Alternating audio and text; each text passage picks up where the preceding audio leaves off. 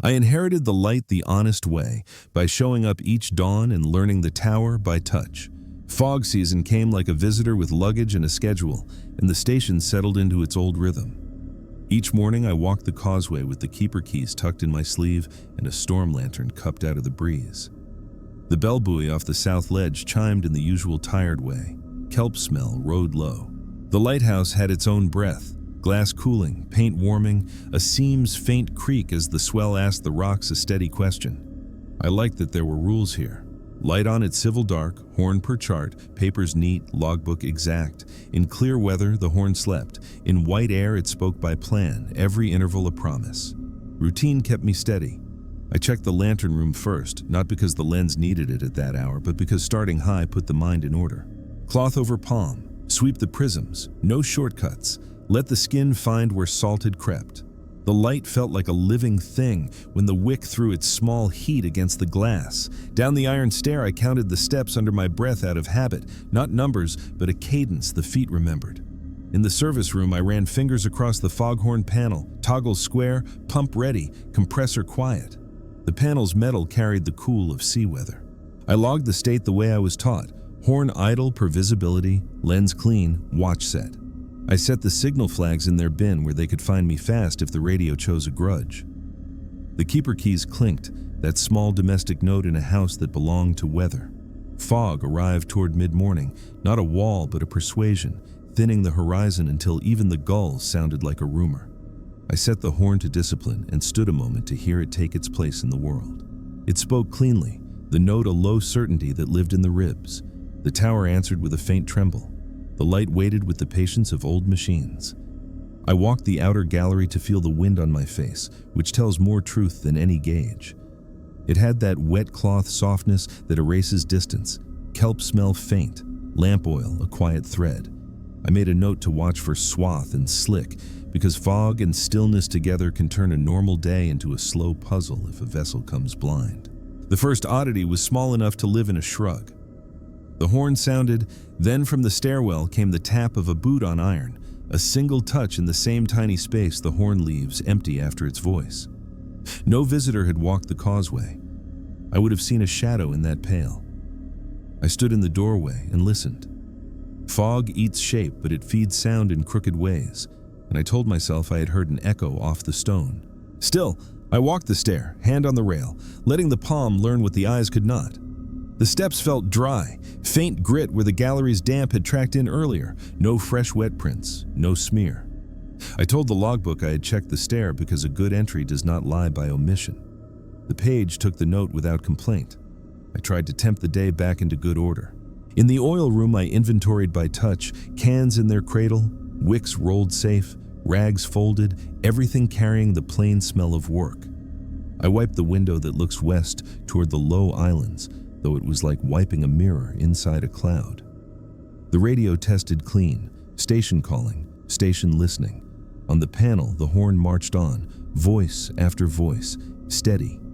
Each time it sounded, I heard that answering step inside the tower, a beat that did not belong to my body. I took a breath and walked away from the stair to see if the sound would follow. It did.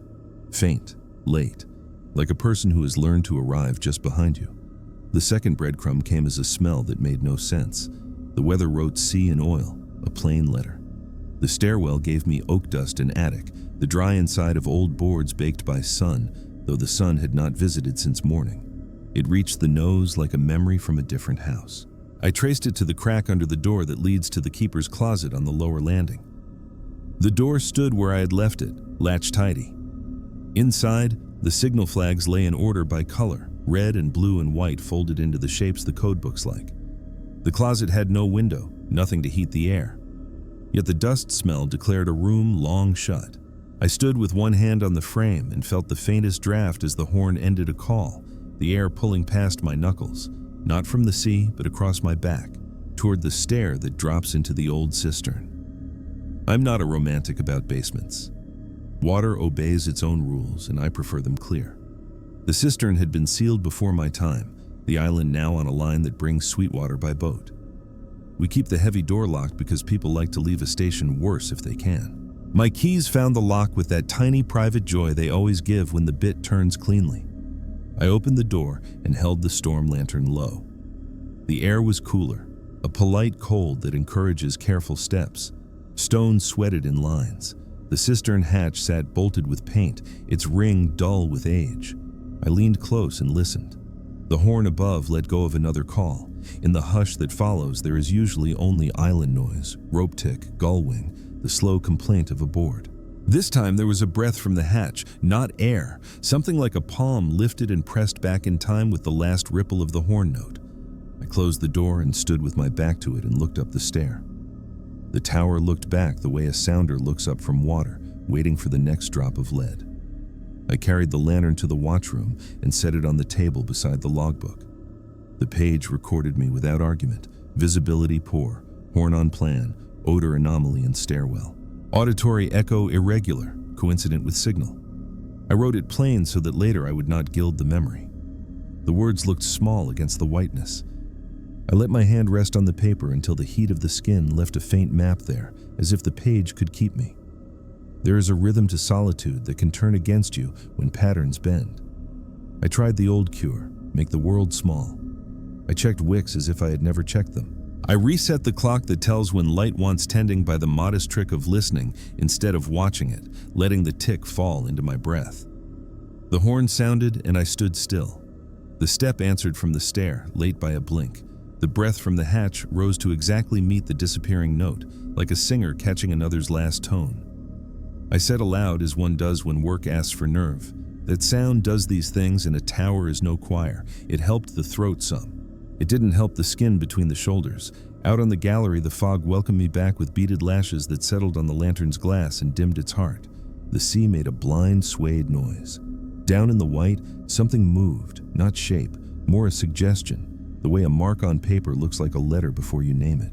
I held to the rail and let the tower, which knows how to stand, lend me that skill. When the horn spoke again, something in the fog nudged the sound forward, so that I felt it in my feet before it reached the ear, as if the air had learned a step I had yet to take. I returned to the table and signed the watch with a line that felt like a promise. Continue routine, hold schedule, investigate in daylight. The words looked good. The hands did their good work, cleaning and setting, lighting and closing. Under the brass, the panel ticked as relays made their tiny vows. The keeper keys lay by my elbow, ready to name each door. In the stairwell, the smell of attic waited where it should not be. The horn wrote the next line. I heard my own step answer from a place I had not placed my foot. I said into the room that we keep this station by rules, and the rules would hold. The fog listened, which is all fog ever promises. I let the day lean toward its quiet edge without granting the anomaly any larger room than it had taken. Light on schedule means trust in the clockwork. A keeper lives by that. The fog kept to its strange courtesy, thinning just enough to pretend distance, then returning closer than breath. The horn held its steady vow. I set the lens for the coming dark with the small tasks that keep hands honest. Trim the wick to a crescent the glass likes, wipe the soot where breath might catch, check the vents that let the lamp speak without stutter. The prisms answered with a clean, cold glow that found my knuckles and made a pale halo there. Routine, I told the room, is not stubbornness, it is shelter. In the watchroom, I opened the logbook and wrote the daylight's truth. Visibility poor to very poor. Wind damp and uniform, sea low and patient on the east wall. Horn steady by plan. Oral irregularity persists. Investigate without compromising signal. Odor anomaly, stairwell, lower landing. Dusty oak where none expected. I added the kind of sentence field manuals like, no threat to navigation observed. Continue normal operation. The page lay there like a dock piling, taking the rope of every word without complaint. I kept the keys by my hand, their weight a reminder that I could ask any door a question and it would answer. Every horn cycle carried its ghost step, faint and late, as if a partner followed without wanting to be named. I decided to measure without numbers, the way a person learns a heartbeat by the lift in their own chest. I stood at the head of the stair and counted nothing, only breathed with the tower. Horn spoke. Ribs took the note, then the step, exactly in the small hollow the horn leaves behind. I moved halfway down to the landing, lantern low, and let the tower decide whether the sound belonged to it or to me. Same late touch near my shoulder now, not above. The draft from the sealed cistern door kissed the little flame and steadied, which is not what drafts do. I tried a gentle trick that breaks neither rule nor ritual. On the panel, there is a maintenance toggle meant for trials when a tender is present, a way to shift the horn's voice for a breath without leaving it silent. The manual permits its use if the light is manned and the watch vigilant. I waited for a lull between calls, flipped the toggle down to lengthen the next note, kept my palm on the metal as if that contact bound the tower to me, then set it right again. The horn obliged with a longer sigh. The answering step arrived lengthened in kind, as though a foot found more iron to rest upon. The draft from the lower door inhaled for the same span and let go when the note did. I stood there with my hand on the panel and said aloud that this was not music, that machines simply echo themselves in old buildings. The room accepted the argument. My back did not.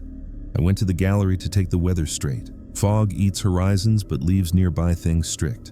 The ledge to the south showed as a darker smear, with bell buoy voice regular and tired. I raised the storm lantern and watched the beam die a few paces out, swallowed in pearl. The sea smelled clean, more granite than weed now, a good sign. On the return to the watchroom, the stair treads offered the same faint grit I had left earlier. No fresh wet, no slip.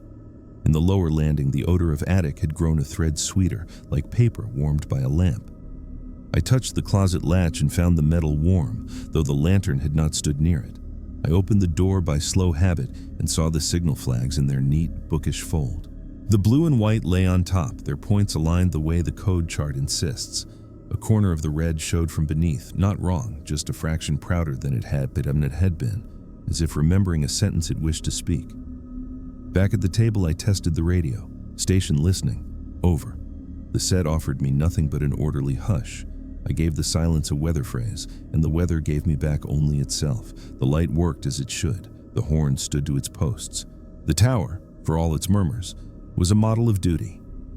So I filed a small plan under the day's practical column. Mark everything by hand that can be marked without unseating the work. I took a stick of china pencil and drew a grain-thin line on the edge of the closet door where it meets the frame, a keeper's trick to tell whether a door has learned to breathe on its own. I set a scrap of cotton on the cistern threshold, the kind of scrap that will flutter and move if the air takes liberties.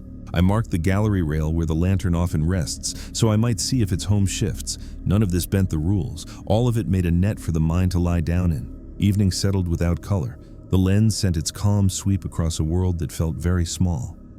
I boiled water for tea on the service stove, not for comfort, but because steam will show you what air is doing when eyes and tongue lose the thread. The plume rose straight for a breath, then leaned toward the stairwell in time with the horn note, then stood upright again as the post-call hush arrived. I cupped my hands over the steam and felt the tilt. I spoke into my sleeve that the horn, which is an outward promise, had learned to speak inward too. The sentence earned me no prize, only company with the thought I could carry. The first strong breadcrumb came from the logbook, which should never offer surprises. I keep it square, entries even, lines steady. When I opened to the page I had left, the ink at the foot of the last line showed a thin salt bloom, as if the sea had breathed on it with a wet lip. The window near the table was shut, the putty tight, the sill dry. I lifted the book and found the table beneath faintly damp, not puddled, more like the skin of a stone that had just come out of fog. I dried it with a cloth and laid the book back down. Later, I told myself, when the horn calls fall into their night cadence, I will move the book to the shelf. For now, routine first. The second breadcrumb did not wait for later. On my way to the lens, I passed the panel and brushed the toggle with a knuckle to remind us both of its place. The horn answered on its own, right on time. In the small hollow after its voice, the lamp in the lantern gave a soft click inside the chimney glass, the sound of cooling that should not happen while a flame burned steady. The light did not dim. The glass felt warm. The click came again when the next call ended. I stood there and heard the tower learning to close a sentence with a sound that did not belong. Dark took the edges from everything, as it always does. The lens asked for its night watch tone and got it.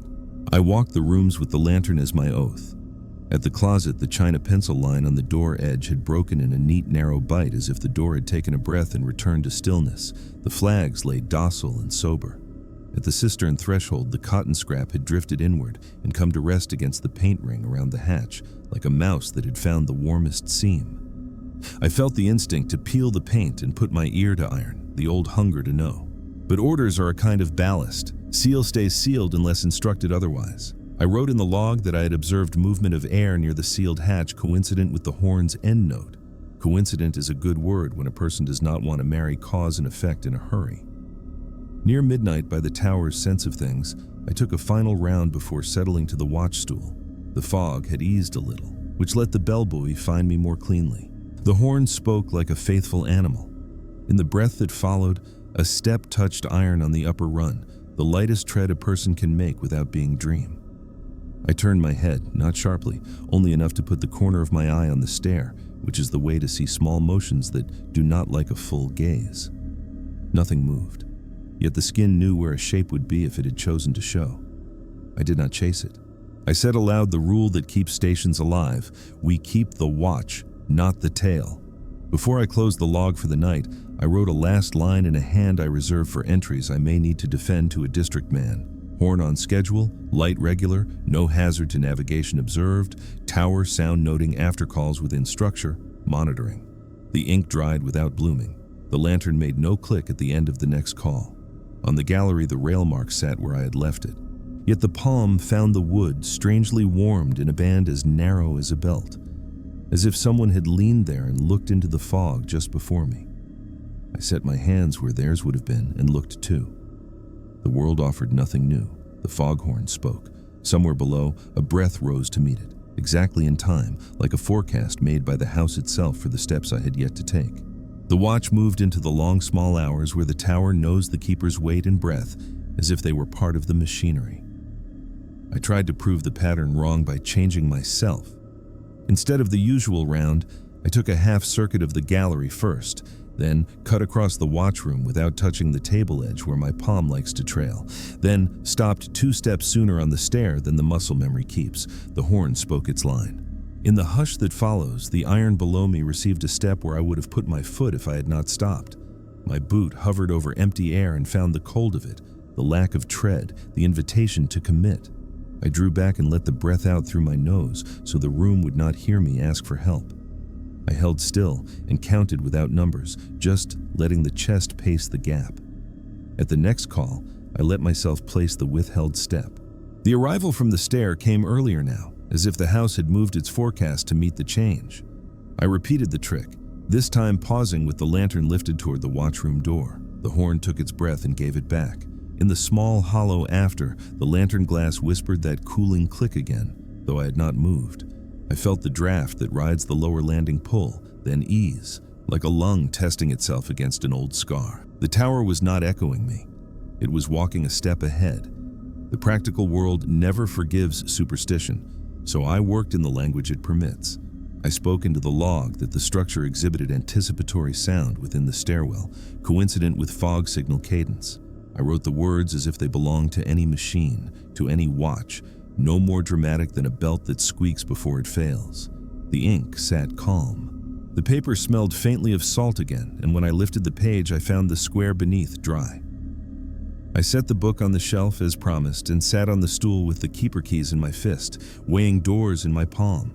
The cistern door asked for one kind of courage, the closet another. Orders were a rope I held, and the rope held me back. Dawn did not arrive as a color so much as a thinning of effort required to see the next gesture. The fog persisted in its careful blank. I took tea to the gallery to taste air and found the rail still warm in that narrow band, as though some watchful person had shared the night. From sea came the clean smell again with a single bitter thread, the zap of old rope that has been over-tarred. We had no such rope on the island anymore. I followed the taste back into the tower and to the lower landing where the closet lives. The china mark I had made was broken in a second place now, a small chew taken from the graphite, not recent enough to be soft, not old enough to be dusty. I opened the door and found the signal flags speaking a sentence I'd not assigned. They lay in the same nested fold the manual teaches, but one stack had rotated a hand's width. Blue over white had shifted to show red more cleanly, and the little triangular tongues pointed toward the stair instead of the room. It looked like a clumsy accident until I saw that the cord that keeps the bundle from spilling sat on its knot in a way that left no slack for drift. I didn't speak the code word aloud because naming has power and because the tower does not need me to recite it. I simply made the bundle tidy again, and I wrote in the log that signal materials had migrated slightly, orientation anomalous. I put the bundle back with the faces aimed inward and set the China mark once more. The horn kept its discipline without pride or shame. I watched 2 calls pass and then tested the maintenance toggle again with that gentle lengthening. The step from the stair arrived generous and soft when the horn stretched, then tight and clipped when it returned to its usual breath. I shifted my own pattern, and the house met me one gesture early. That is the point where a person starts to choose a story. I chose the kinder one. Old stones carry sound oddly. Lag, draft, and memory mimic intention. The kinder story did not change the skin. By mid-morning, a tender might have come on ordinary business, but the fog kept visitors honest. I did the tasks a tender likes to see without being asked. Wicks trimmed, lenses wiped, brass cleaned without vanity. I took a rag down to the lowest rung and wiped the iron tread where I had heard my shadow walking.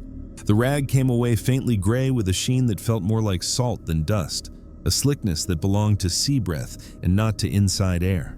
When I rubbed it between finger and thumb, it dried to a powder that smelled of old rope once more, and then of attic, the same oak dust that had first startled me. 2 smells do not like to live in one powder. I wrapped the rag and set it near the panel to remind me I had not imagined anything. A small vessel announced itself from somewhere inside the white, horn answered by the book, bell buoy lent its tired ping, and in that exchange my body wanted to stand on the gallery, lean into the rail band where warmth had been, and trust that the house would speak to me if danger turned on its heel. I didn't grant that wish. Duty is a harness for good reasons. I held to the panel and watched the clockwork. I let the next call run as written, and the next, trying to sense whether the steps had shifted to any rhythm the sea might be dictating. The timing did not match swell or gull or bell. It matched me, even when I didn't move. When the day tried to climb the tower and get inside my head, I turned to the simplest medicine. I read the old logbooks. They smell of oil and pencil shavings, and lives lived in coils of routine. I let dates and names blur and hunted instead for the little lines that keepers leave when they feel foolish and honest at once. In a winter years ago, another hand had written that the horn voice folds into the stair and that a breath rose from the cistern hatch when the signal fell silent. The keeper's hand grew cramped for a page, then open again, as if he had been asked to account for himself to a superior and had managed it. No conclusion was written. The entry ended with the plainest sentence we have: watch maintained without lapse. I put my thumb on that line and felt the courage it took to write it. When dark came back, it did so without malice. I set the light and tested the vents with a small stick of smoke from a match, watching the draw. The smoke curled where it should until the horn took breath. Then it leaned toward the lower landing and kissed the closet door seam, then straightened, then leaned to the cistern hatch as the post-call hush fell. The cotton scrap had moved again, 2 slow creeps further inward, so gradual that a man could pretend it had always been thus. I did not pretend. I wrote what I saw and set the scrap back in the same neat square. The step that night tried a new trick. It anticipated not just placement, but decision. I thought about taking the tower higher to the lantern to check a vent I knew in my bones was fine. Before I moved, the iron above me accepted a weight that was not mine, and the faint handrail tremble came down into my palm as if I had just passed. I waited, then turned toward the watchroom instead. The lantern glass gave its little cooling click in time with the horn's hush, as though to tell me it had already been lifted and set down. A shape of warmth glowed on the gallery rail when I laid my hands there, and where I set my fingers, the warmth moved an inch to meet them and then faded, patient, like a teacher allowing a pupil to find the chalk line. I ended that watch by writing the line that keeps an old place honest, no hazard to navigation observed, pattern persists within structure, duties executed on schedule. I closed with the promise I had made myself at the start: routine first, inquiry within routine. When I blew out the storm lantern, the last light made a shape against the chimney that had no rightness to it. Not a face, not a person, only a suggestion of someone learning my steps. One breath ahead, then waiting for me to come and claim them. The horn laid down its next note. In that small hollow, the tower and I shared a step already taken. I began the next watch by making the paper earn its keep. Salt pages turn when a keeper gives them reason, and I gave them mine. laying out a clean sheet and tightening the string that keeps the log from swelling like a damp book left on a sill. The horn kept its vow. I wrote in a hand that could be shown without apology, a plain ledger of weather, light, and routine. Then I pulled one of the old volumes from the lower shelf, the one with the cracked binding that smells of lamp smoke and winter wool, and opened it at random to see whether the house had ever spoken in this way to anyone else. The ink was the color of old tea, a note about a tender delayed by fog, a lens cleaning recorded with the neat pride of a careful hand. And there, tucked without romance in a margin, the sentence I thought I might invent if I were not strict with myself. Horn predicts footfall on the Maine stair, probable echo monitor. The word probable sat there like a gentleman tipping his hat to an uninvited thought. I kept the book open beside my own. The present and the past made a modest duet.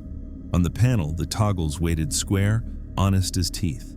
The lantern sat to my right, storm glass breathing with a tiny sound when the horn finished speaking, the cooling click that had begun to feel like punctuation. I set the radio to a whisper, not to catch a call, but to let a thin sound live in the room that was not the house's breath or my own. When I turned the volume knob a sliver, the fabric of the foghorn tone seemed to lean toward the little hiss, as if the tower were trimming its coat to pass a stranger in a narrow hall. Routine pressed me onward. I walked the stair with my palm on the rail, feeling for any looseness to tell the district later if they asked whether structure, not fancy, made my claims. The iron met me with the soft grit of a clean tread that has seen only one man's boots. Halfway down, at the landing where the closet lives, the draft came not as a sweep, but as a pull and a release, like tide that has learned to breathe. The closet door's edge wore my thin china mark where I had set it. The line looked whole. I opened and found the signal flags quiet as folded shirts. Even so, a sense lived in the cloth that the colors had faced another way recently, the way cold sheets remember a body. Blue and white lay on top, red shy beneath. The cord had not slipped. A faint crinkle at the corner suggested someone had thought about lifting and then refrained. The second breadcrumb came from my fingers, not my eyes. The rail on the gallery had lost its narrow warmth, but when I placed my hands where an earlier watch would stand, a thin heat found my knuckles as if rising from within the wood, not upon it. The sea smelled clean with a single sour line like tar that has had too much summer. The bell buoy spoke the same tireless syllable it had given all week. I waited for a vessel to declare itself, and none did. The horn took its life in and let it go, and in the hush, a faint sound tapped from within the lantern room above, not a step, more like a wick settling under a breath it had not taken yet.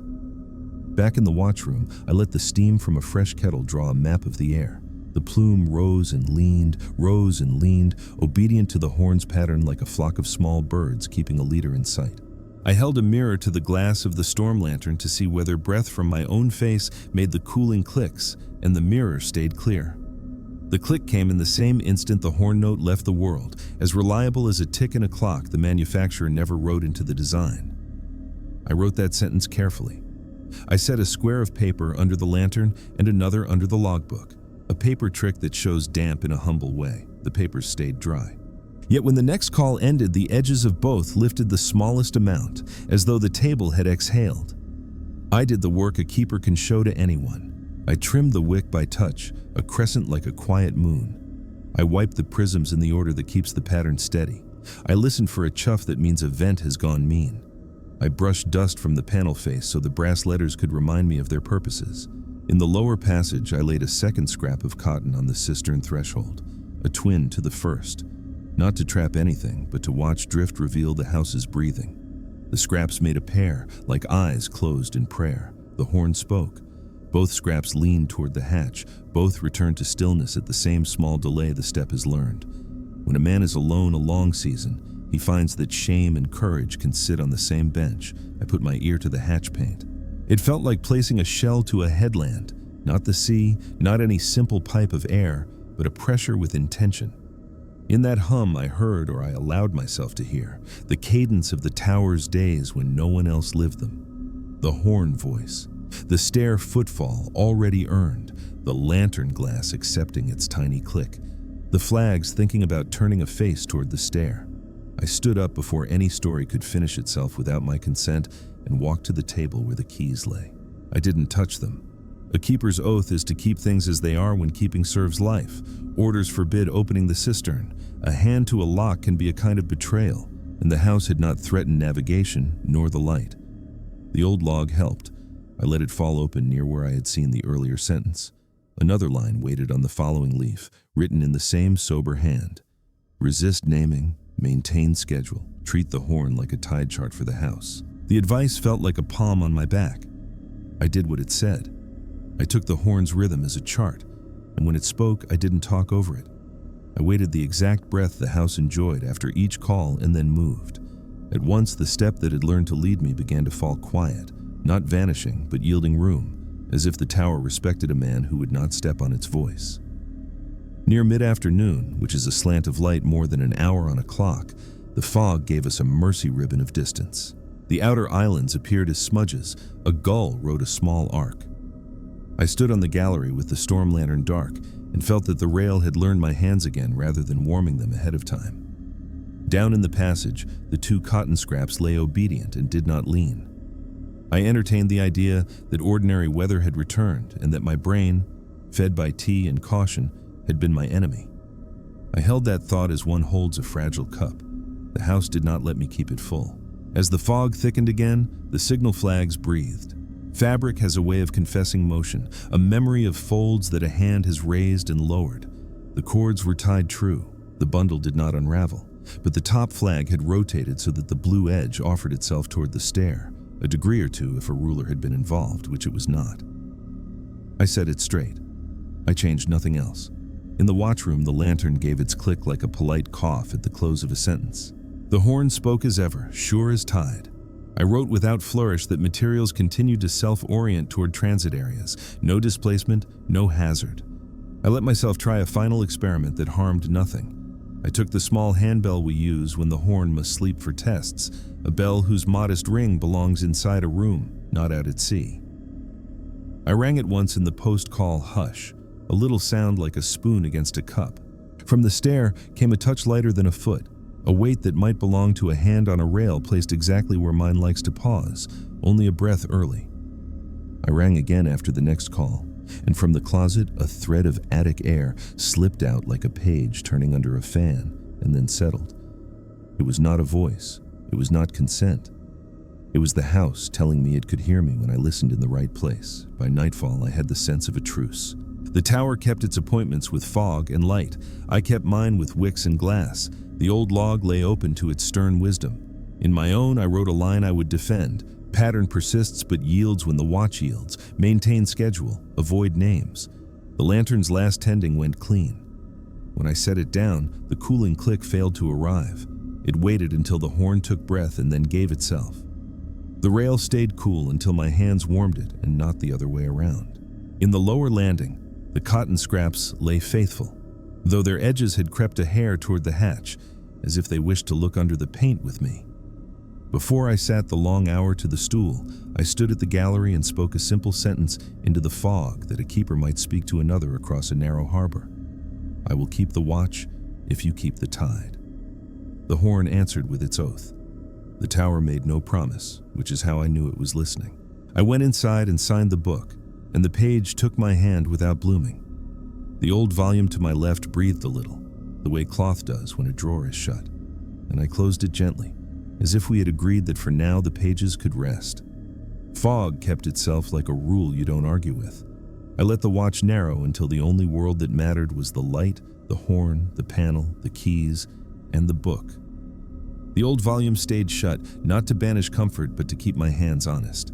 The lantern breathed its steady flame at my elbow. I told myself that if the house wished to walk ahead of me, it could do so, but it would not set the schedule. I set the schedule, light on the instant the tower asked, horn voice on cadence that makes sense to mariners I would never meet. The rail took my palms without that narrow pre-warmth. Perhaps the truce from last watch still held. I thanked no one aloud. The sea made the same low leather whisper against the rocks, a sound a keeper can taste in the teeth. The bell buoy wrote its patient syllable. I stepped into the stairwell and set my body to the route it knows, down to the landing, paused at the closet to feel the seam for draft, a glance across the hatch paint to see whether the cotton had wandered. The horn called. In the breath that follows, the step landed not where I was going, not even at the place I might choose next, but closer to the watchroom, as if the tower had decided it knew that I would change my mind a little sooner this time. It felt like seeing your name written on a window you had not approached yet. I stood still. The draft stroked my wrist and withdrew. Orders speak more quietly than curiosity and carry more weight. I went to the panel and did a thing the manual allows when power feels moody in bad weather. I tested the emergency feed, not to switch to it, only to make sure it would wake with grace. The relay answered with a dry click. The compressor offered a hum that stayed steady through the next call. When the horn gave its voice back to the fog, the lantern glass gave that tiny cooling syllable, and from the stair came a corresponding lift of the rail under my hand, a flex that belonged to passage more than to building.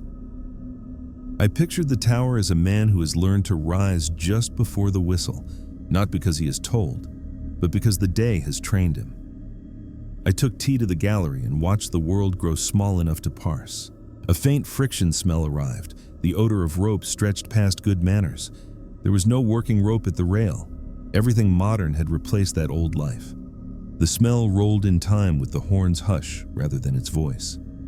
I listened through 2 cycles and then a third, letting my mind erase the shape of a person from the idea of an answer. When the smell returned, it carried a thread of attic again, dry boards warmed from within. I closed my eyes and let the wind place that smell on a map of the tower. It belonged not to the sea, but to the lower landing, to the closet and the sealed hatch. I opened my eyes and there I was, standing already half turned toward the stair, as if the house had leaned me.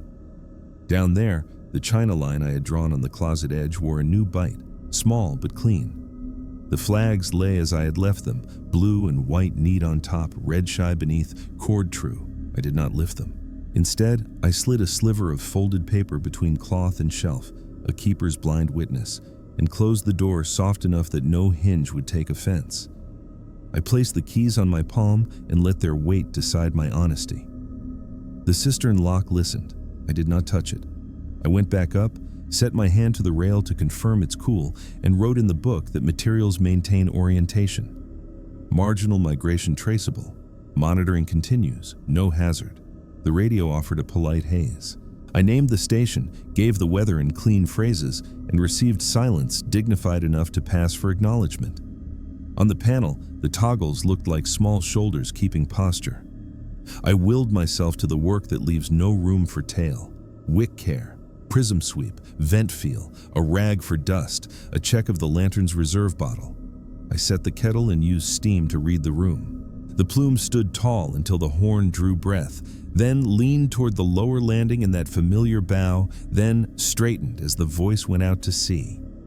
The scraps at the hatch worked in chorus, 2 pale slivers inching inward together, stopping together, remembering together. I set them back the width of a knuckle and told them they could inch all they wanted as long as they did it when I was looking. I tried the maintenance toggle again, and a loud lengthening. The horn answered with a longer sigh. Instead of the step arriving long, the tower delivered nothing at all in the hush, as if my attempt to predict had taken the game away. I moved very slowly toward the watch stool. The rail trembled under my hand exactly when it would have if a body my size had brushed past, and the lantern glass gave its click not at the end of the horn voice, but at the first brush of my fingertips against the back of the chair. The house had adjusted its forecast to use my new tells. It was not following me. It was escorting me. The pressure of duty sharpened into something with an edge.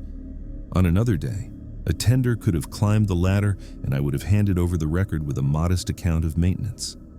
On this day, there would be questions about phrases like anticipatory sound and self-orienting materials. A district man might ask whether the tower kept time. It did. He might ask whether the light faltered. It had not. He would not praise me for noticing that the flags were breathing or that the cotton scraps wished to look under paint. He would praise me for keeping the watch, which is not the same. I chose the praise I could earn. Afternoon thinned, and the fog learned a new trick. When I stepped onto the causeway to feel the air from a different angle, the path felt 2 breaths longer than it had in the morning, as though the tower had taken a polite step back from the sea. Sea and stone do not move for a man, not that way. I turned, walked back to the door, then out again, testing whether my sense had shifted. The bell buoy kept its distance. The horn sounded. In the hush, something like a heel touched the causeway just within my vision and then did not exist. I set my feet exactly where the shape would have chosen and found only wet grit and the memory of a weight. Back inside, I decided to speak to the house in a language it had been using all along. I stood at the panel and, without touching the toggles, I counted breaths equal to the horn's call. At the end of that count, without a sound from me, I lifted my hand toward the lamp as if to tend it. The lantern chimed its tiny cooling note, anticipatory, a courtesy for a move I had only thought. The stair returned a light touch to the rail in the place my body leans when I climb to the lens. The closet seam exhaled a line of attic air as narrow as thread. The hatch paint gave back the tiniest tick through the soles of my boots, not a knock, more a change in mood. I wrote the only phrase that covered it without lying: structure comportment consonant with signal, predictive responses observed, schedule maintained. Dark drew up, the light went to work in its calm rotation. I made the last round before the truly long hour. At the closet, the folded paper I had hidden rode a finger's width nearer the door crack, though the door had not opened. The flag stayed folded, faces inward. On the gallery, the rail warmth returned, but only when I put my hands down. The house did not try to teach me where to stand. At the cistern, the scraps had paired again, both touching the paint circle as lightly as breath. I left them there this time, and told myself that to move them yet again would be a kind of rudeness toward whatever keeps its bed under that ring. I ended the entry for the watch with the sentence that makes a keeper sleep at all: no hazard to navigation. Under it I added, because honesty is another light, that the tower had continued to anticipate movement but yielded when the watch yielded first. The page accepted the ink without bloom. The lantern breathed its last small note in time with the horn's pause and then settled. I stood at the gallery and said into the fog a sentence I had not allowed myself until now: I will keep the watch if you keep my feet true. The tower said nothing, and in that quiet I felt the causeway shorten back to its old length, as if the house and I had agreed to meet at the same door for the next round. The pattern in the horn declared itself as if it had been patient with me for longer than any keeper deserves. I woke the watch with a promise to keep rules, then stood at the panel and listened as if the sea itself had handed me a folded chart. The horn called, the tower took its breath, and in that small hollow, I felt the house choose between my possible paths with a touch to rail and a click in the lantern glass. It did not ask me to follow. It announced what I would do if I were faithful to myself. I wrote into the log with the tight hand that keeps the mind from wandering: horn cadence stable, predictive behavior internal, no hazard to navigation. Paper helps when a man is tempted to turn a mystery into a crown. I made the rounds in the order that has kept more stations alive than cautionary tales ever did. Lens first, not because it needed me yet, but because my day deserves a clear top. Cloth across the prisms, throat slow, breath shallow to spare the glass. The wick watched me with that little ember eye that means trust between machine and hands. Down the stair, palm on iron, I felt the rail greet me just before my weight arrived, a courtesy from a host who knows which rung squeaks. On the lower landing, the closet seam gave its attic draft in time with the horn's hush. I pressed my thumb to the china line on the door edge and found the graphite worn to a smudge where a breath might kiss it when no one is looking. Inside, the signal flags lay as if already authoring an answer they had promised to keep quiet. Blue and white on top, red shy, cord honest. Yet the fold wore a crease that suggested a brief consultation with the stair. Out on the gallery, the day tasted of clean salt with a thin thread of old tar, not from anything we keep, but from a past the island has not forgotten. The bell buoy kept up its tireless syllable. I leaned where a watch leans, over the patch of rail that once learned to warm itself before my hands arrived. It stayed cool until I touched it. The truce held. When the horn spoke again, a smear of renewed distance appeared where the outer rocks ought to live, then vanished with the hush. I didn't call that a sign. I called it a keeper's eye inventing edges. Still, I raised the lantern and set it on the marked place so that if the house shifted its idea of where work happens, I could tell. I have never liked cleverness on duty, but prudence can borrow a trick. On the panel, there is a test mode meant for workshops, not for lonely men in fog, a mode that lets the horn voice a training phrase no mariner will hear because the light stays speaking on their behalf. The manual permits a brief use when the watch is present and the weather intends to linger. I asked myself whether I wanted to speak to the house in a pattern it could admit, or whether I wanted to keep pretending this was all about echoes. I chose the cleaner risk. I set the horn to that quiet test where its voice lives only in the bones of the tower and pressed the phrase the manual prints like a catechism. The sound arrived in my ribs without going to sea. In the hush after the silent call, the stair accepted a step one breath early, and the lantern glass gave a click, not cool but warm. A tiny expansion as if it had anticipated the heat I had not yet asked of it. I cut the test and returned the world to normal. The house did not sulk. It returned to forecasting my movements by a span that felt both modest and intimate. I filed the sentence any inspector would want. Test completed within allowance. No impact to navigation. Station monitored. Then I brought the kettle to talk with steam, because steam tells truths neither glass nor brass will tell for free. The plume rose, leaned toward the lower landing in the horn's hush, and in that lean I saw a hesitation, as if the air itself held a finger to its lips when I looked. I moved the kettle to the table's far edge. The plume followed the same small bow, then straightened as if we had both understood an instruction. Midday you can feel without a clock. It is when the tower asks the body to trust muscle rather than sight. I took the causeway to read the wind honest. Out there I found a new breadcrumb pressed where shoe meets stone. The path had become the tiniest bit canted, a lean toward the north wall that a level might show and a boot can only feel. Sea and stone do not conspire with men.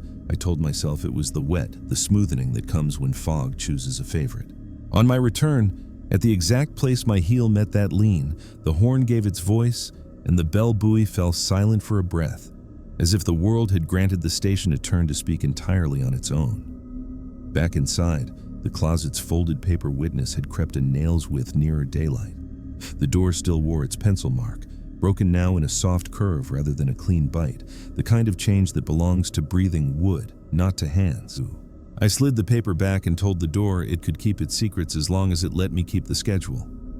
The cotton scraps at the cistern hatch, which had learned to travel as a pair, lay now slightly parted, a space between them as thin as a page, as if a reader had asked to see a single letter and then closed the book again. I did not touch them. I bent and listened. Beneath paint and iron and stone, a pressure lifted at the end of each call and settled before the next the way tide leans on a piling, not to move it, only to name that it is there. I read the old log only as medicine. A keeper whose hand belonged to a winter I never knew had written that the horn becomes a ledger for inside life when fog stays longer than good manners. He had written that if a man speaks inside the hush and not over the call, the house will hear him without demanding a name. I tried it. In that narrow window after the voice went out to sea, I said the sort of sentence that could live in any book without earning a red pencil. Lamp steady, vents clear, watch maintained. The lantern chimed its small assent. The stair declined to echo. The closet seam breathed once and held. If I added a question, even a practical one, the house answered by moving before I could think. If I kept only statements of work, the house left me to it. I wrote this difference in the log as if I were setting a range light in line with a safe channel. By late day, the fog learned texture. There were places with thickness to them and places that admitted the hint of a darker shoulder offshore. The horn carried through both. I made a longer round, not to chase answers, but to ask the tower whether it would keep the truce if I lengthened my own circle. The rail met my hand at each point it would have, even if I had been walking a different watch. The lantern's click aligned with the end of the call unless I thought about lifting the glass. Then it obliged me a breath early and waited to be thanked. The flags lay quiet, facing inward like loyal witnesses. Yet at the fold a faint line had formed, not from weight but from intention, as if the cloth wanted to practice the shape it would take if asked to speak. Evening came as a reduction of palette. The lens set its patient revolutions. I stood at the panel and let the horn's cadence write inside my chest the way a tide table becomes a way of breathing to someone who has lived by it all his life. I shifted one toggle to maintenance at a time the book permits and left it there for the span of a single extra breath. In the hush, the tower did not take a step from me. It waited. When I resumed the normal cadence, it forecast again, a courteous half-pace ahead. It felt like being taught to dance by someone who accepts that you will never be graceful but trusts your sense of time. I ended the watch with the kind of entry that outlives the keeper who writes it. I wrote that the horn's cadence had become not just a warning to sea, but a metronome for the house, that predictive behavior continued, that observation and duty were reconcilable when the watch yielded the first move to routine. I added that no hazard had been seen and no aid forgotten. Before I closed the book, the page under my hand cooled as if a shadow had passed, then warmed again as if the act of writing had earned me company for a breath. I did not thank it. A station prefers plain manners. On the gallery, I stood over the marked place and laid my palms where a warmer rail used to teach me where to look. The wood held neutral until my skin convinced it. Out in the white, the faint suggestion of an answer waited exactly where the horn would send any vessel that listened.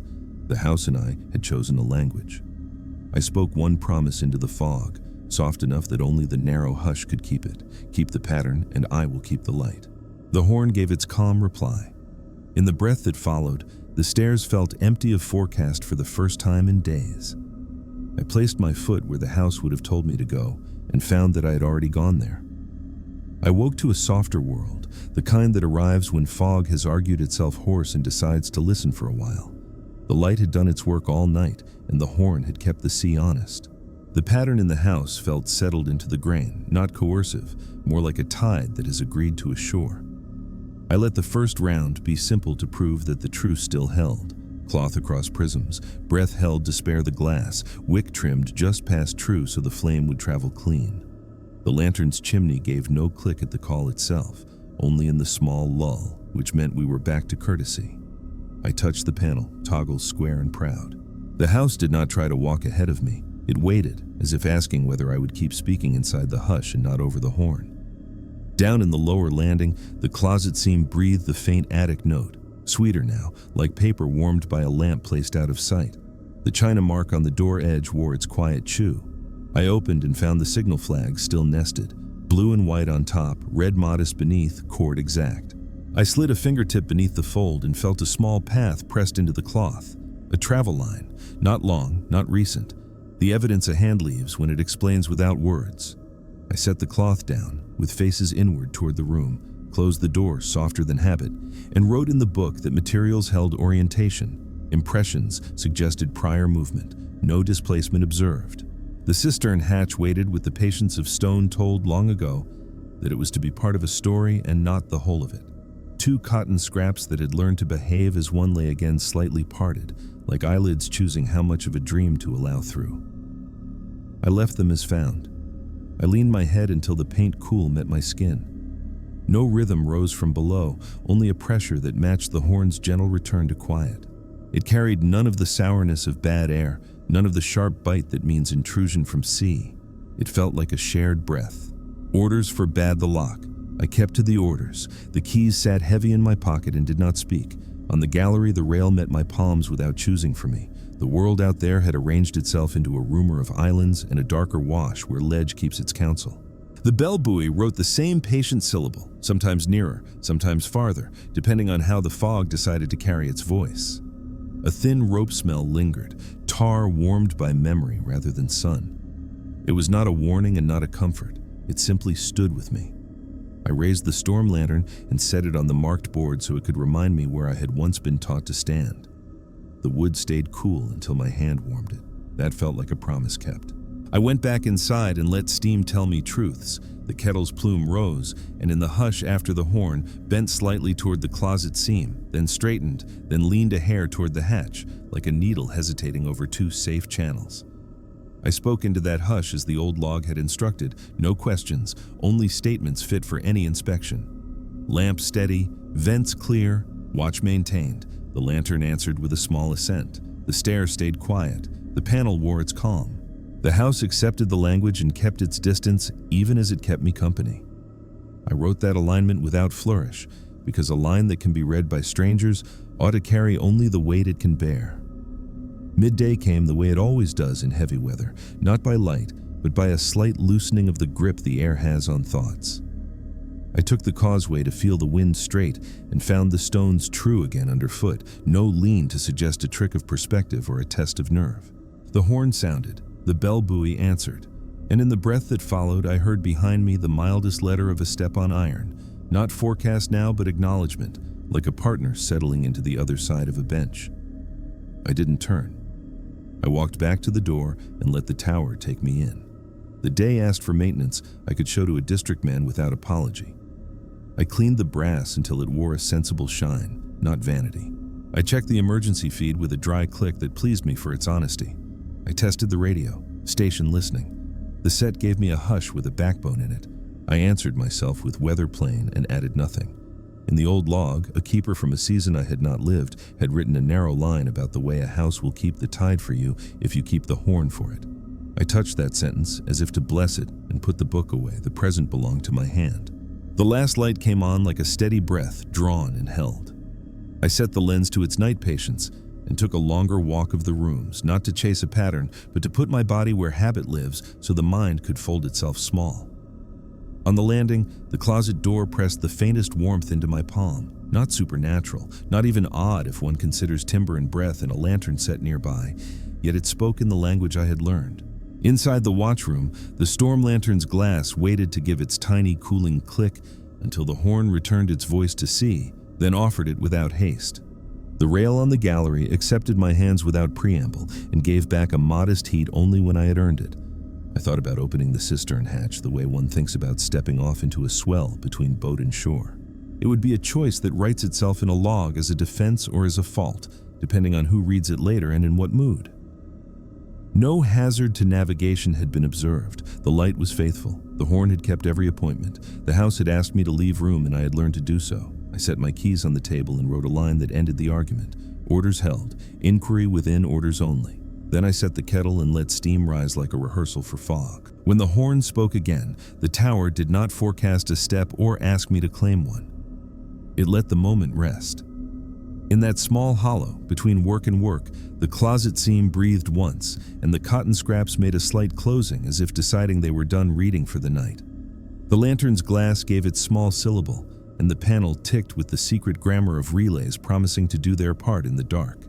I stood with my hands on the table and felt the wood cool under them, then warm, then cool again, as if the house were learning the same trick steady keepers learn.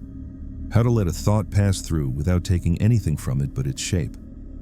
I signed the watch the way a man signs a marriage of weather and machine. Light regular, signal by schedule, predictive behavior subsided when addressed by routine, materials at rest, no hazard. The page took each word and held. I sat for a while on the stool with the lantern turned down so the flame made a little city in the glass. The tower's breath matched mine. The world outside worked its careful arithmetic. The fog made distances and unmade them. The bell buoy wrote and rewrote its single patient syllable. When I lifted my head, the causeway was the old length again, neither kinder nor crueler than any other path that touches water on both sides. Before I took the final round, I stepped to the gallery and spoke the sentence I had promised a watch ago. Keep the pattern, and I will keep the light. I did not expect answer. A keeper should not. Yet in the hush after the horn, the air at my shoulder learned the weight of a presence no heavier than a hand on a rail.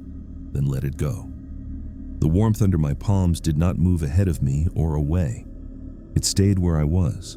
Inside, the lantern waited to click until I wanted it, and then obliged. On the stair, the iron remembered my step only as echo, and not as command. I left the door unlatched just long enough to feel the sea breathe against the threshold. Then I shut it and made the round that turns a night into a ledger. Wicks trimmed, vents clear, prisms true, panel square, closet closed, flags nested, witness paper in place, cistern sealed, cotton scraps touching again like eyelids nearly shut. I wrote the only closing that belongs to honest weather and a house that has chosen to use its inside voice. Watch maintained without lapse. Under it, not for district eyes, but because a man ought to leave himself a fair map. I added that the horn keeps two coasts when fog stays, the outer and the inner. The ink dried with no bloom, and the book felt dry under my hand. On the gallery, over the marked board, I let my hands rest until the wood chose to answer. Out beyond the beam, a smear of dark suggested ledge, then erased itself. The horn laid its note down the channel the charts insist upon. In the breath that followed, the tower did not choose my step for me and did not need to. I turned toward the stair with the sense that someone rose from the rail beside me at the same time, courteous, unhurried, leaving room on the rung.